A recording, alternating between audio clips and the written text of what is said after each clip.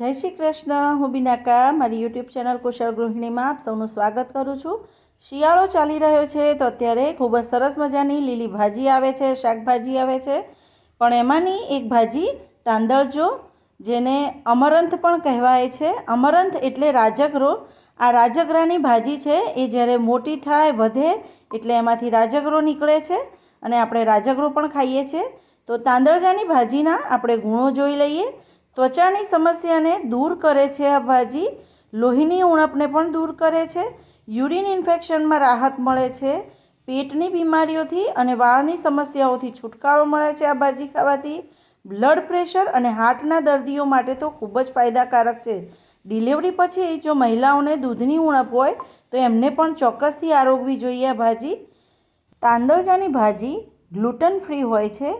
આ ભાજીમાં fibre, amino acid, lipid, antioxidant અને કેલ્શિયમ ભરપૂર માત્રામાં રહેલું છે. તાંદળજાની ભાજી સુપરફૂડ ગણવામાં આવે છે. તે હૃદય, હાડકાં અને ડાયજેસ્ટિવ સિસ્ટમમાં સુધાર કરવા માટે ખૂબ જ ફાયદાકારક છે.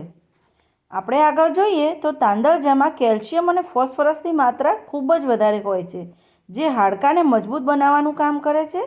તાંદળજામાં રહેલું મેગ્નેશિયમ હાર્ટ હેલ્થ માટે ખૂબ જ મહત્ત્વપૂર્ણ છે. તો આપે જોયા કેટલા બધા ગુણોથી ભરપૂર છે આ ભાજી. આ ભાજીનું શાક મેં મારી રીતે બનાવ્યું છે. બધા અલગ અલગ રીતે બનાવતા હોય છે. અને ગરમા ગરમ રોટલી કે રોટલા સાથે ખાવાની ખૂબ જ મજા આવે છે. મારો આ વિડીયો કેવો લાગ્યો એ મને ચોક્કસથી જણાવજો ને. આવા બીજા અનેક વિડીયો માટે બન્યા રહો મારી યુટ્યુબ ચેનલ કુશળ ગૃહિણી સાથે. જો આપે હજુ સુધી મારી ચેનલને સબસ્ક્રાઈબ ના કરી હોય તો પ્લીઝ પ્લીઝ પ્લીઝ સબસ્ક્રાઈબ કરો. સબસ્ક્રાઈબ કરવી બિલકુલ ફ્રી છે. જય શ્રી કૃષ્ણ.